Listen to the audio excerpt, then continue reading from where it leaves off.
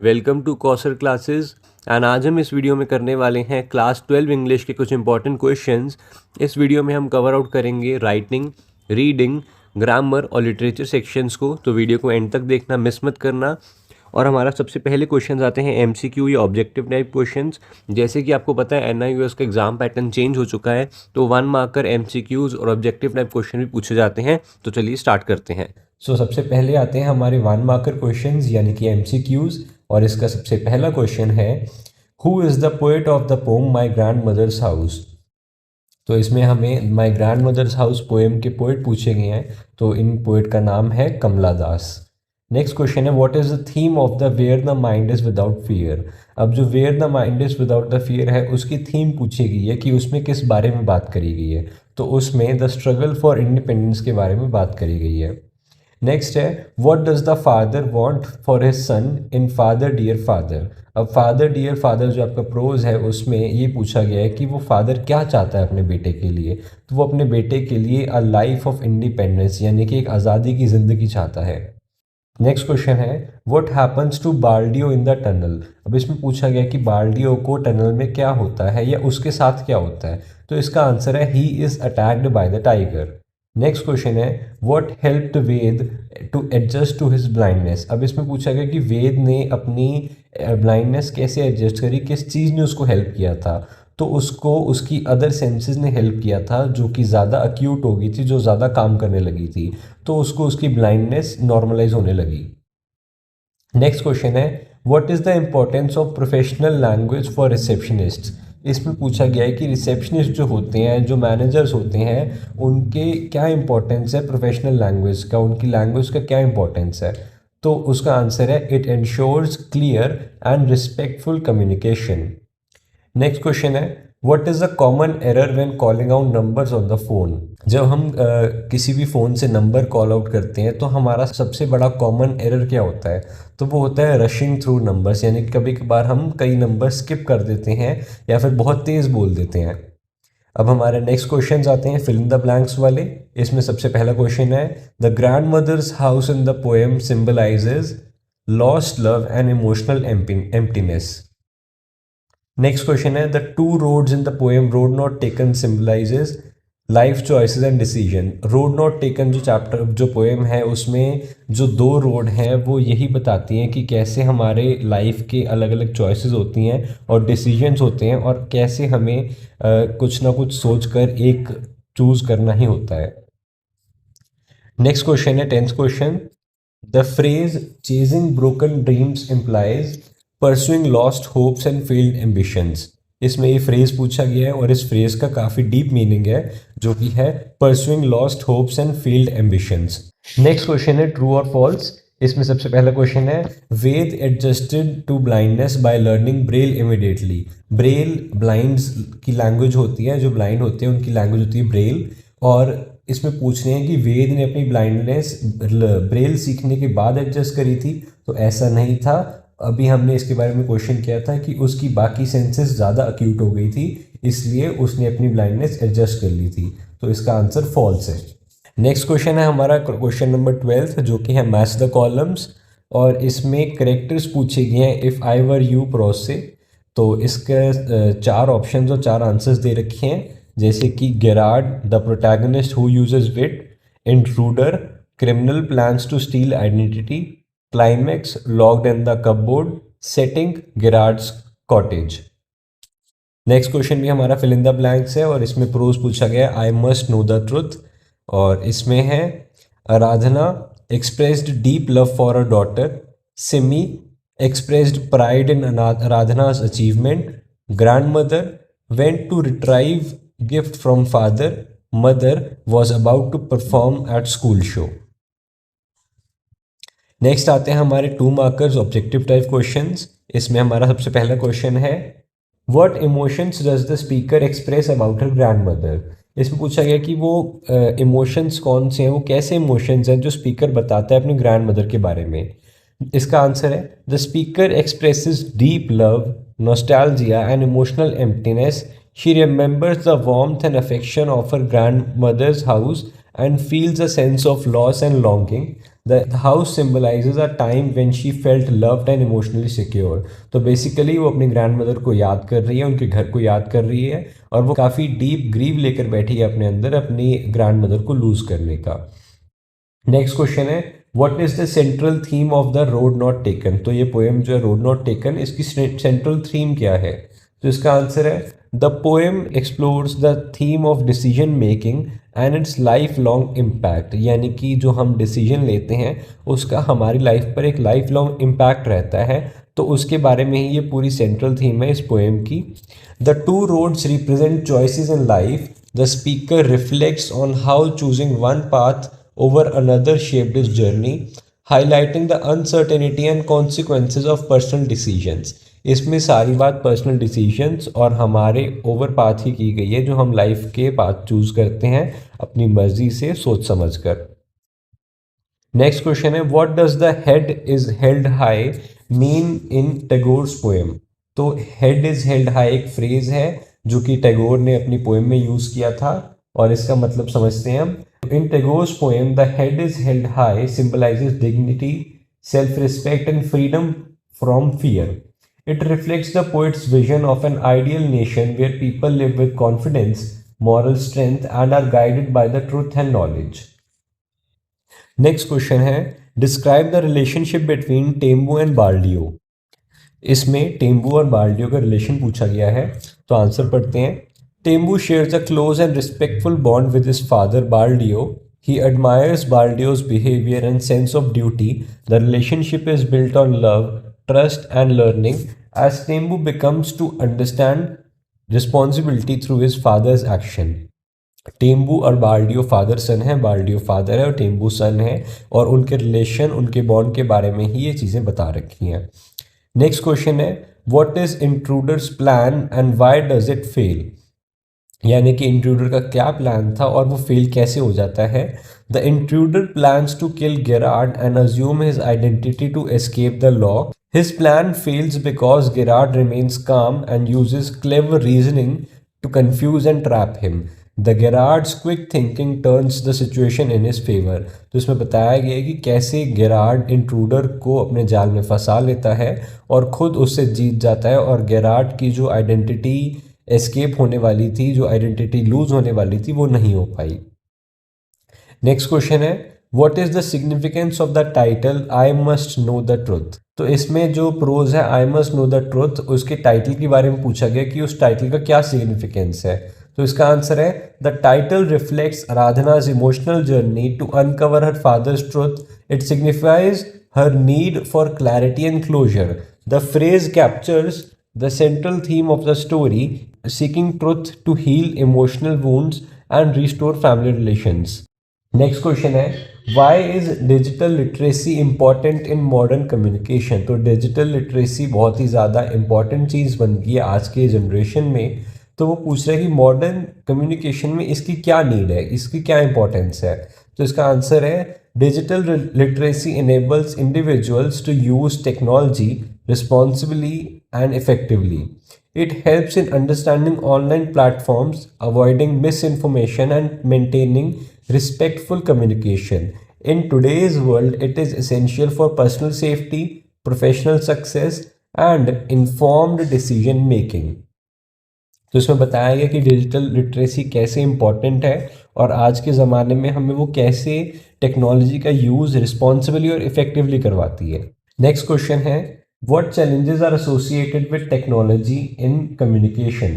Technology brings challenges like cyberbullying, misinformation, and reduced face-to-face interaction.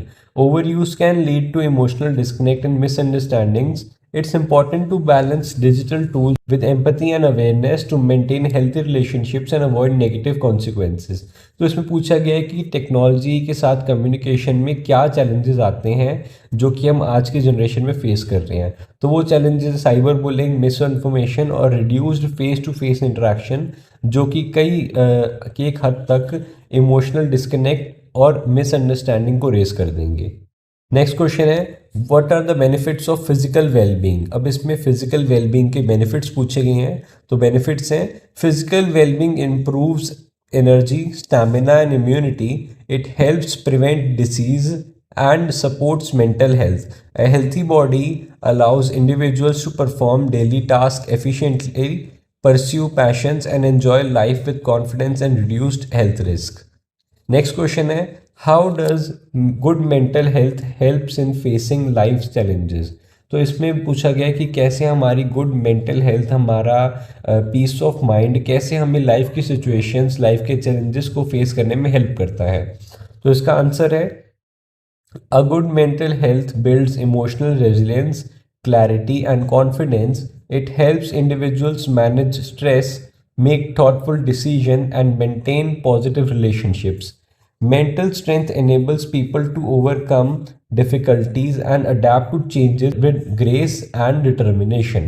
तो इसमें बताया गया है कि कैसे गुड मेंटल हेल्थ हमारे इमोशनल रेजिलेंस, क्लैरिटी और कॉन्फिडेंस बिल्ड करती है, और इसी से ही हम अपने लाइफ चैलेंजेस को पॉजिटिवली और थॉटफुल होकर फेस कर पाते हैं. नेक्स्ट आता है ग्रामर सेक्शन. इसमें सबसे पहला क्वेश्चन है, ही is capable dash complex mathematical problems. इसमें हमें एक हेल्पिंग वर्ड दिया हुआ है, वो है सॉल्व. तो अकॉर्डिंग टू सेंटेंस हम उसको चेंज करके लगा देंगे solving. He is capable of solving complex mathematical problems. Next question है, while I dash through the mall I saw an old friend. इसमें हमें हेल्पिंग वर्ड दिया हुआ है वॉक, और इसको हम चेंज करके बना देंगे वॉज वॉकिंग. तो ये बनेगा, while I was walking through the mall I saw an old friend. Next question है, she always dash to bring her books. इसमें हेल्पिंग वर्ड है फॉरगेट, और according to situation, according to sentence हम उसको forgets कर देंगे, और ये बन जाएगा, she always forgets to bring her books to class. Next question है, the cookies dash by my grandmother and dash hungrily. अब इसमें हमें दो हेल्पिंग वर्ड्स दिए हुए हैं और दो डैश दिए हुए हैं, यानी कि पहला है बेक और सेकंड है ईट. तो इसका आंसर बनेगा, the cookies were baked by my grandmother and were eaten hungrily. Next question है, water dash at 100 degree Celsius. इसमें हेल्पिंग वर्ड है बॉइल्स, और इसमें हमारा आंसर बनेगा, water boils at 100 degree Celsius. So हमारा नेक्स्ट क्वेश्चन है, identify gerunds, participles and infinitives. इसमें हमारा सबसे पहला क्वेश्चन देखते हैं. In the sentence jogging every morning keeps me healthy, identify the non finite verb and it's type. तो इसमें हमारा नॉन फाइनाइट वर्ब हमें आइडेंटिफाई करना है और उसका टाइप बताना है इस सेंटेंस में. तो इस सेंटेंस में हमारा नॉन फाइनाइट वर्ब है jogging. It functions as a gerund because it acts like a noun and is subject of the sentence. Gerunds are verb forms ending in ing that behave like nouns. तो gerunds वो होते हैं जो verb forms होती हैं जिनमें ing use होता है एंड देन वो नाउन की तरह बिहेव करते हैं. नेक्स्ट क्वेश्चन देखते हैं. In the sentence I enjoy reading books on history, identify the non finite verb and it's type. The non finite verb here is reading. It is a gerund because it follows the verb enjoy and acts like object of the sentence. Gerund are used to describe activities and are formed by adding ing to the base verb. Next question है, in the sentence to respect elders is a good habit, identify the non-finite verb and its type. तो इसमें भी हमें एक sentence दिया हुआ है, इसमें हमें नॉन फाइनाइट वर्ब और उसका टाइप बताना है. तो यहाँ पे नॉन फाइनाइट वर्ब है हमारा to respect. It is an infinitive because it uses to followed by the base verb. Infinitives often function as nouns, adjectives or adverbs and are used to express purpose or intention. Next question है, in the sentence the crying baby was comforted, identify the non-finite verb and its type. The non-finite verb here is crying. It is a participle because it describes the noun baby. Participle are verb forms used as adjectives. Present participles end in ing and show ongoing action related to the noun. Next question है, in the sentence he wants to learn French, identify the non-finite verb and its type. तो इसमें भी हमें एक sentence दिया हुआ है जिसमें हमें नॉन फाइनाइट वर्ब और उसका टाइप पता लगाना है. तो यहाँ पे जो नॉन फाइनाइट वर्ब है हमारा वो है to learn. He wants to learn French sentence का जो वर्ड हमारा नॉन फाइनाइट वर्ब है वो है to learn. It is an infinitive because it uses to with the base verb. Learn infinitives express desires, intentions or goals and do not change according to the subject or tense. Next हमारे question आते हैं, convert direct to indirect speech. इसमें सबसे पहला question है she asked me are you coming to the party, तो इसका answer है she asked me if I was coming to the party. In indirect speech, the question format changes to a statement. The helping verb are becomes was and the pronoun you changes to I to match the speaker's perspective. Next question है he said I have seen the movie before. He said that he had seen that movie before. In indirect speech, the present perfect have seen changes to past perfect had seen. The pronoun I becomes he and the sentence becomes a reported statement, यानी कि वो sentence ऐसा बन जाता है जैसे हमने किसी और को किसी और की बात बताई हो। नेक्स्ट क्वेश्चन है Ravi said I have a message for your brother. Ravi said that he had a message for my brother. The verb have changes to had and in direct speech the pronoun your becomes my to reflect the speaker's point of view. The sentence becomes a reported statement. Next question है who has been using my computer said my mother. इसका answer है my mother asked who had been using her computer. In indirect speech the question becomes a statement. The present perfect continuous has been using changes to past perfect continuous had been using. My becomes her. Next question आता है he said to me please help me with this work. इसका answer है he requested me to help him with that work. In indirect speech polite request using please are converted using requested. The verb help remains in the base form and this changes to that to reflect distance in reporting. Next हमारा question है join sentences using connectors. इसमें हमें connectors दिए होंगे कुछ sentences के लिए और हमें वो दो सेंटेंसेस को जोड़ना होगा उन कनेक्टर्स को यूज़ करके, यानी कि उन कनेक्टिंग वर्ड्स को यूज़ करके। तो इसमें हमारा क्वेश्चन है you do not Hari you will miss the train. अब हमें इस सेंटेंस को चेंज करके इसमें कनेक्टर यूज़ करना है और इस सेंटेंस को सिंगल सेंटेंस बनाना है। तो इसका आंसर है you will miss the train if you do not hurry. The connector if is use to show a condition. The sentence now expresses the missing train depends on whether the person hurries or not.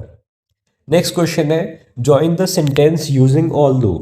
The team worked hard, they couldn't finish the project. इसका answer है although the team worked hard, they couldn't finish the project. The connector although shows contrast between effort and result. It highlights that despite hard work, the outcome was incomplete. Next question है join the sentence using because. She succeeded in exams, she studied diligently every day. अब इन दो sentences को हमें because use करके single sentence बनाना है। तो इसका आंसर है she succeeded in the exams because she studied diligently every day. The connector because shows cause and effect. It explains that her success was a result of her consistent hard work. Next question है join the sentences using whom. The man is a teacher. We met him at the airport last week. इसका answer है the man whom we met at airport last week is a teacher. The connector whom is used to combine the two sentences and refer to the object of the verb met. Next question है join the sentences using if. You must do as you are told. You will be punished. अब इन दो sentences को हमें if लगा के जोड़ना है। तो इसका आंसर है if you do not do as you are told, you will be punished. The connector if introduces a condition. The sentence now wants that punishment will follow disobedience. Next question आते हैं हमारे passive voice transformation. इसमें हमारा सबसे पहला question है change into passive voice. Nobody has opened this box so far. इसका answer है the box has not been opened by anybody so far. In passive voice, the object this box becomes a subject. The verb has opened changes to has been opened and nobody becomes anybody to maintain the negative meaning. Next question है the cup has been broken. No change needed. The sentence is already in passive voice. It uses the structure has been plus past participle. The subject is not mentioned. Which is common in passive voice when the doer is unknown और unimportant. तो हमें इस sentence को change करने की कोई ज़रूरत नहीं क्योंकि वो ऑलरेडी चेंज हो रखा है। नेक्स्ट क्वेश्चन है players have elected him the captain of the team. इसका आंसर है he has been elected the captain of the team by the players. The object him becomes the subject he. The verb have elected changes to has been elected and the doer players is placed at the end with by. Change into passive voice. Fourth question और इसका question है the plants are cultivated by the local farmers. इसमें भी कोई change की ज़रूरत नहीं है क्योंकि वो already same passive voice sentence में बना हुआ है। नेक्स्ट क्वेश्चन है the cookies baked by grand mother were eaten hungrily. ऐसा सेम क्वेश्चन हमने पहले भी किया था और इस सेंटेंस में भी कोई चेंज की ज़रूरत नहीं क्योंकि वो ऑलरेडी पैसिव वॉइस में है। It shows a passive construction with were eaten. The phrase baked by grand mother act as a participle modifier for cookies. Next question आते हैं हमारे WH क्वेश्चन फॉर्मेशन, यानी कि क्वेश्चन है fill in the blank with the WH word. Dash are you planning to visit during your vacation. इसका answer है where are you planning to visit during the vacation. Where is the correct WH word to ask about a place. It helps gather location based information and fits naturally with the answer Mumbai. Next question है dash can you help me with your maths problem. इसका answer है only mister Sharma, यानी कि इसका proper answer बना who can help you with your maths problem. Who is used as to ask about the person. It matches the answer Mr. Sharma, making the question grammatically correct and contextually appropriate. Next question है dash old is the building.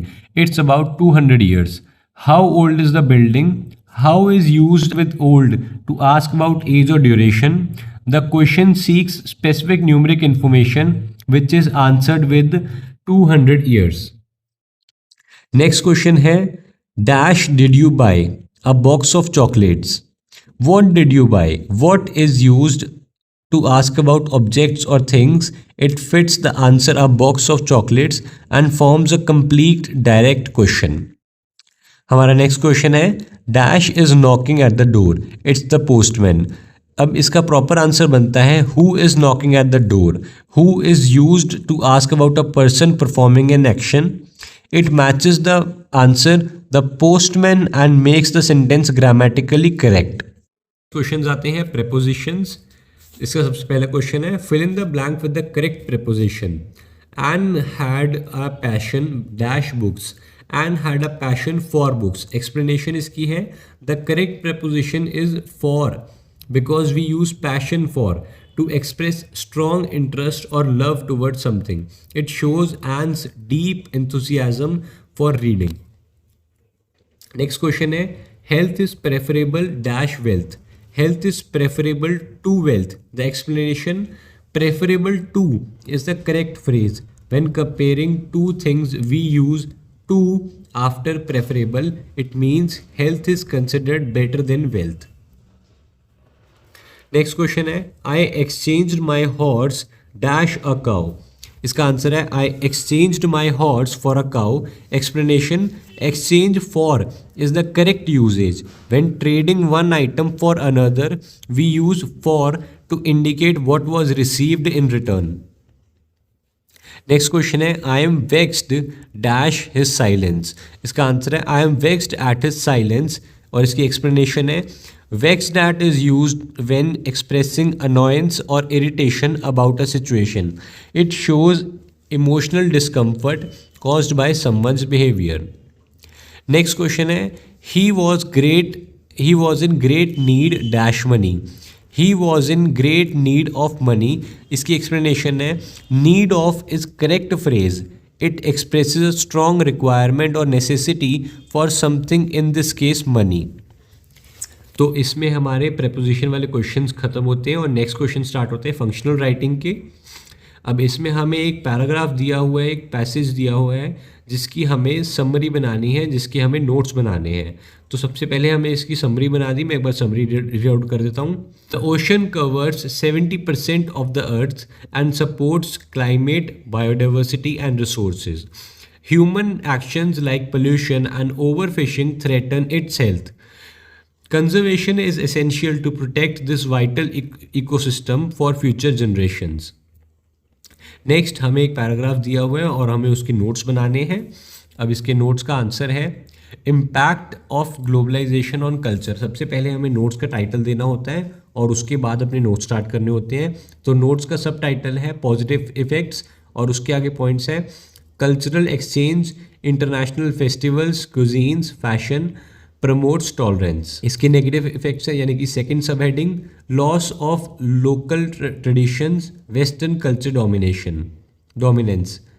और इसका last sub point है role of tech. Social media spreads global culture and weakens local identity. अब इसमें abbreviations भी use होती हैं. जब हमें नोट्स बनाने होते हैं तो हम छोटे वर्ड्स यूज़ करते हैं बड़े वर्ड्स को. तो इसमें एब्रीवेशंस दो यूज़ हुई हैं जो कि है इंटरनेशनल INTL और टेक यानी कि टेक्नोलॉजी. नेक्स्ट हमारा क्वेश्चन है describe your experience of celebrating the festival of Diwali with your grand parents in your native village. इसमें हमें एक छोटा सा पैराग्राफ लिखना है जिसमें हमें अपना एक्सपीरियंस शेयर करना है दिवाली सेलिब्रेट करने का अपने ग्रैंड पेरेंट्स के साथ अपने नेटिव विलेज में. तो इसका आंसर है last Diwali I visited my grand parents in are native village. We decorated the house with diyas and rangoli. The grandmother prepared sweets and offered prayers together.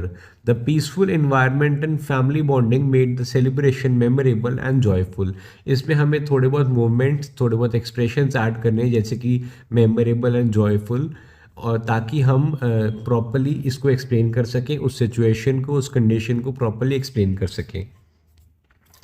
Next हमारा question आता है writing का. इसमें question है you are Lakshmi, a resident of Silver Oaks Mumbai. You are deeply concern over the plastic waste thrown everywhere. Write a letter to the editor of a leading newspaper drawing his urgent attention towards plastic pollution. इसमें हमें एक letter to editor लिखना है जिसमें हमें अपना concern दिखाना है जो प्लास्टिक वेस्ट जगह जगह थ्रो हो रखा है उसके बारे में, और हमें इसको प्रॉपरली लिखना है क्योंकि इसमें फॉर्मेट का ध्यान रखना है. पहले हमारा sender's address, then receiver's address, उसके बाद सब्जेक्ट, देन सैल्यूटेशन और हमारी बॉडी, देन उसके बाद थैंकिंग यू और आपका नाम और आप कहाँ से हो या आपकी डेजिग्नेशन क्या है वो हमें लिखना ही लिखना है. Silver Oak society Mumbai, pin code 18 October 2025. The editor the Times of India Mumbai. Subject urgent attention needed on plastic pollution. Sir, Madam, I wish to highlight the growing issue of plastic waste in our locality. Streets, parks and drains are littered with plastic bottles, wraps and bags. This is not only pollutes the environment but also poses health risks to residents. Despite awareness campaigns, people continue to discard plastic irresponsibly. I urge to authorities to enforce stricter rules and promote eco-friendly alternatives. Your newspaper can play a vital role in spreading awareness and encouraging responsible behavior. Thanking you, yours sincerely, Lakshmi, resident, Silver Oaks. तो आपको precise और proper words use करने हैं अपनी situation को explain करने के लिए ताकि वो एक फॉर्मल वे भी लगे और एक प्रिसाइज वे भी लगे. नेक्स्ट क्वेश्चन है you purchase a laptop from Hem Electronics last week and are facing several issues with its working. Write a complain letter to the dealer of the manufacturing of the computer of the laptop. इसका answer है 821 Green Park, Delhi, pin code 18 October 2025. The manager, Hem Electronics, Delhi. Subject is complaint regarding faulty laptop. Sir, Madam, I purchased a laptop, Lenovo laptop model L340 from your store on 10th October 2025. Since then, it has been overheating and shutting down frequently. The battery drains quickly and screen flickers during usage. I request you to either replace the laptop or repair it under warranty. I am enclosing the invoice and warranty card for your reference. Kindly resolve the issue at the earliest. Thank you, yours faithfully ABC. अब इसमें हमने last में एक line add करी है I M enclosing the invoice with and warranty card of your reference. इसमें हम अपने लेटर के साथ एक डॉक्यूमेंट ऐड कर रहे हैं जो कि है इनवॉइस और वारंटी कार्ड, ताकि हम अपने जो हमारी कंप्लेंट है उसके साथ हम एक्सप्लेनेशन दे सकें एक प्रूफ के साथ, एक वैलिड डॉक्यूमेंट के साथ। तो वो डॉक्यूमेंट है इनवॉइस यानी कि बिल उसका, और उसका वारंटी कार्ड। नेक्स्ट क्वेश्चन है write a message for receptionist informing about cancellation of appointment.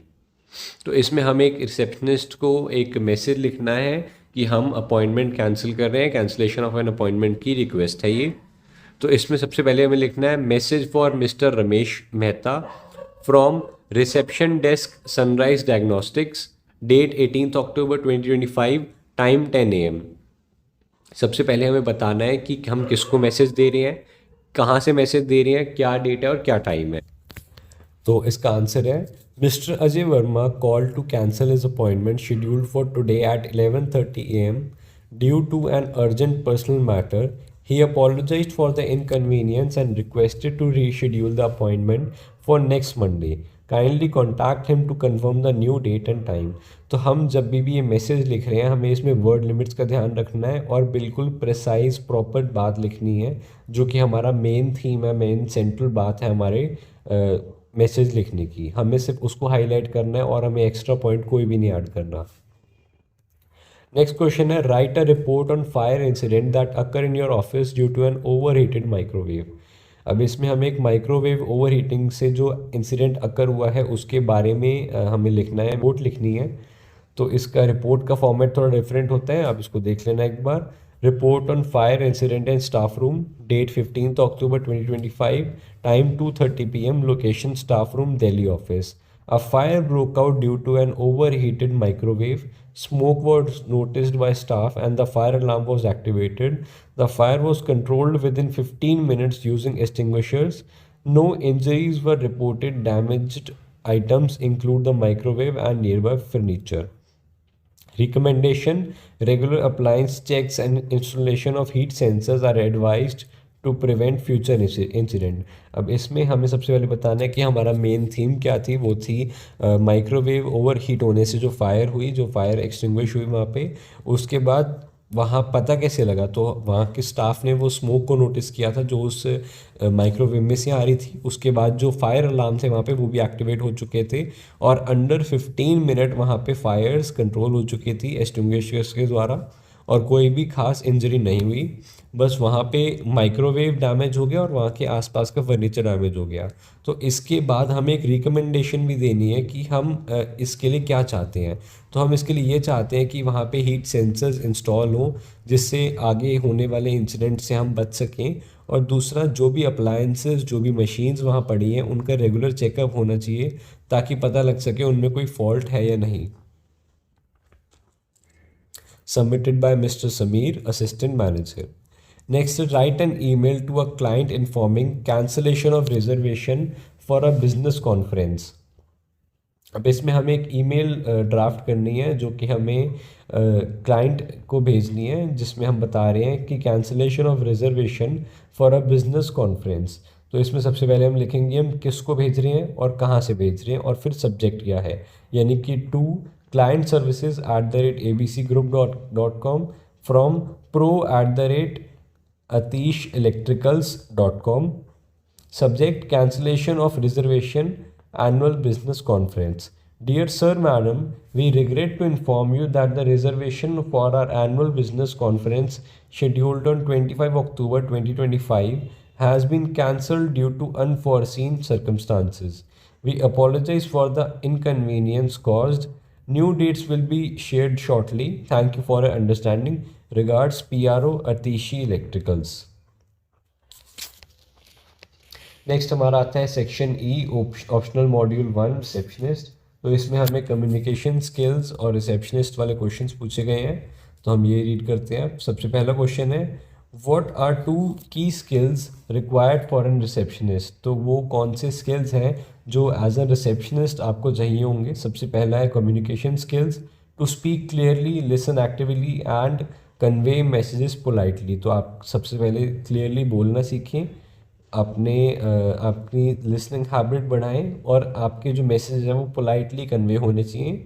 तभी आप एक प्रॉपर रिसेप्शनिस्ट बन सकते हैं। नेक्स्ट हमारा पॉइंट है organizational skills, to manage appointments, to maintain records, handle multiple task efficiently. These skills help maintain professionalism and smooth office functioning. Next question है हमारा role play a short conversation between a receptionist and a customer who wants to meet director. तो हमें एक receptionist और एक customer की एक conversation draft करनी है, एक बनानी है, जिसमें वो कस्टमर डायरेक्टर से मिलना चाहता है। तो इसमें एक कॉन्वर्जेशन दी हुई है, आप इसको वीडियो पॉज करके पढ़ सकते हैं। नेक्स्ट हमारा क्वेश्चन है right a message for the senior manager informing about a visitor's arrival। तो हमें इसमें एक मैसेज लिखना है सीनियर मैनेजर को, जिसमें हमें बताना है कि वो विजिटर का अराइवल कब होने वाला है या अराइवल हो चुका है। तो हम लिखेंगे message for mister S Mehta senior manager from reception desk, date 18 October 2025, time 11 AM। Mr. Rakesh Sharma from Orion Technologies has arrived to meet you regarding the software upgrade proposal. He does not have a prior appointment but has requested a few minutes for your time. He is waiting in reception area. Please let us know if you would like to meet him। तो इसमें हम जो manager हैं उसको request बता रहे हैं, एक रिक्वेस्ट कर रहे हैं कि mister Rakesh Sharma Orion technology से आए हैं और वो आपसे कुछ बात करना चाहते हैं। उन्होंने पहले कोई प्रायर अपॉइंटमेंट नहीं ली बट स्टिल वो रिक्वेस्ट करके आपसे मिलना चाहते हैं। तो प्लीज़ हमें बताएं कि क्या आप उनसे मिलना चाहेंगे या नहीं। नेक्स्ट क्वेश्चन है question number 43। What is the first step a receptionist should take when receiving a phone call? The first step is to greet the caller politely and identify the organization. For example, good morning, ABC Enterprises. The reception speaking. This creates a professional impression and helps the caller know they have reached the correct place before starting their purpose. तो सबसे पहले इसमें बताया गया है कि receptionist को call pick करते ही सबसे पहले ग्रीट करना चाहिए कॉलर को, और उसके बाद अपनी ऑर्गेनाइजेशन को आइडेंटिफाई करवाना चाहिए कि वो कहाँ से बोल रहे हैं, ताकि जो कॉलर है उसको पता लग जाए कि उसने सही जगह फ़ोन किया है या नहीं।